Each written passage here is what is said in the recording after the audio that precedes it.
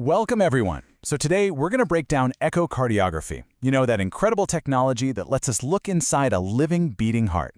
It's really our go-to, non-invasive way to see cardiac anatomy and function. And it's all about turning sound waves into a moving picture. Right. So how do we do it? Well, the answer is pretty amazing. We harness the power of sound, but sound that's way beyond what you can actually hear. It's this beautiful marriage of physics and physiology. Okay, let's dive in. So here's our game plan. We're going to follow the journey of a single ultrasound wave.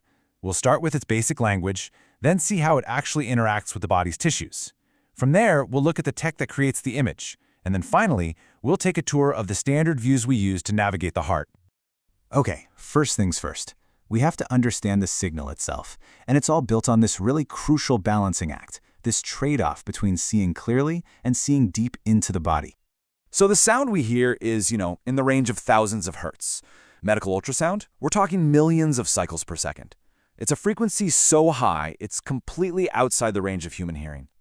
So why is such a high frequency? Well, it's all about resolution. Think of resolution as the sharpness, the detail in your picture. A high-frequency wave gives us these beautiful, crisp images because it can actually distinguish between two objects that are super close together, like less than a millimeter apart. But that amazing detail comes at a price, and that price is penetration. Penetration is all about reach. How deep can your signal actually travel before it just fizzles out? Turns out, lower frequency waves have more stamina. They can travel way deeper into the body. And this right here is the fundamental trade-off you need to understand. For a thinner patient, yeah, you can use a higher frequency probe and get these absolutely exquisite, detailed images. But for a patient with a larger body habitus, you have to switch to a lower frequency probe just to get the signal deep enough to even see the heart. You'll sacrifice some image quality for sure, but you get to see the structures. This is a choice you are constantly making right at the bedside. All right, now that we get the signal, let's see what happens when it actually enters the body and starts interacting with different tissues. This is really where the picture starts to take shape. So every single tissue, blood, muscle, fat, bone, has a unique property we call acoustic impedance. You can just think of it as how much a tissue resists a sound wave passing through it. And here's the key. The bigger the difference in impedance between two tissues that are touching, the brighter the line or interface we see between them. That's how we can tell one structure from another. When that sound wave hits a boundary head-on, some of it bounces right back to the probe, just like an echo in a canyon. These direct reflections are what form the bright, what we call echogenic, lines and surfaces that define the borders of the heart's chambers and valves. Now, scattering is a little different. This happens when the sound wave hits tiny things, stuff that's smaller than the sound's wavelength, like individual red blood cells. The sound doesn't just bounce back, it scatters in all directions. Only a tiny fraction of that signal makes it back to the probe, and this is what creates that classic grainy, speckled texture you see within the heart muscle, the myocardium itself. And this brings us right back to our old friend penetration. See, the signal doesn't travel forever. It gets weaker and weaker as it goes deeper. We call this attenuation. It's basically losing energy, mostly by converting to a minuscule amount of heat. This is exactly why structures that are deeper on the screen often look darker and a little less clear. The signal is just running out of steam by the time it gets there and back.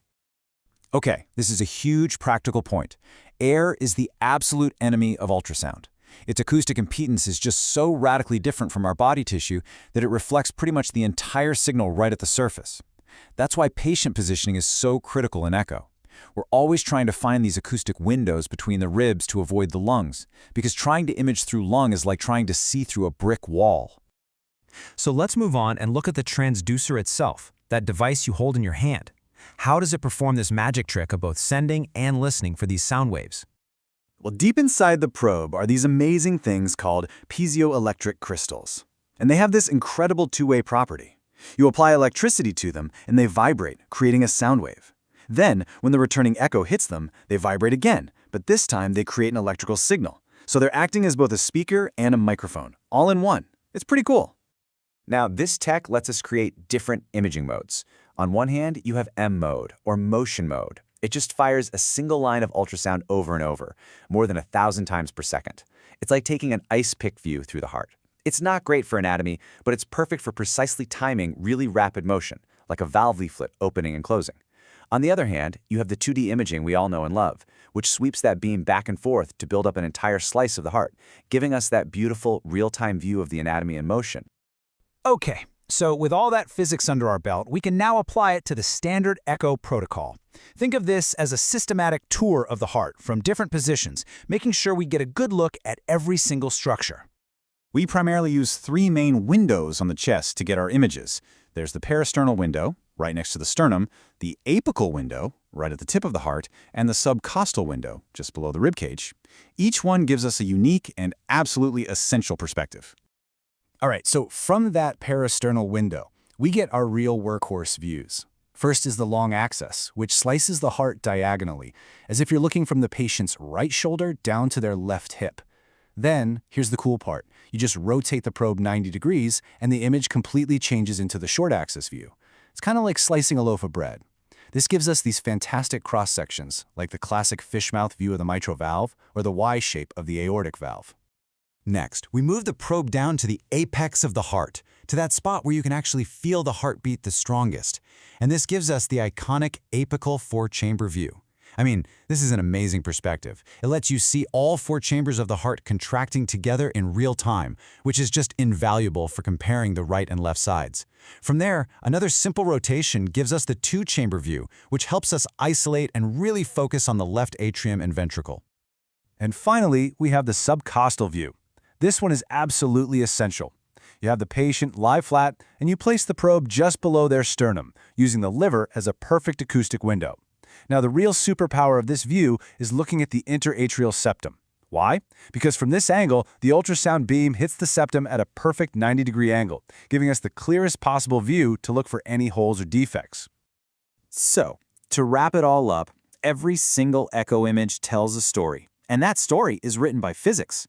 It starts with that fundamental choice you have to make between high-resolution detail and deep penetration. That signal then goes on to paint a picture based on how it bounces off different tissues, and it's all captured by that incredible little crystal. And finally, our standardized views are what turn that physics into a clinical roadmap, letting us systematically check out the heart's anatomy and function.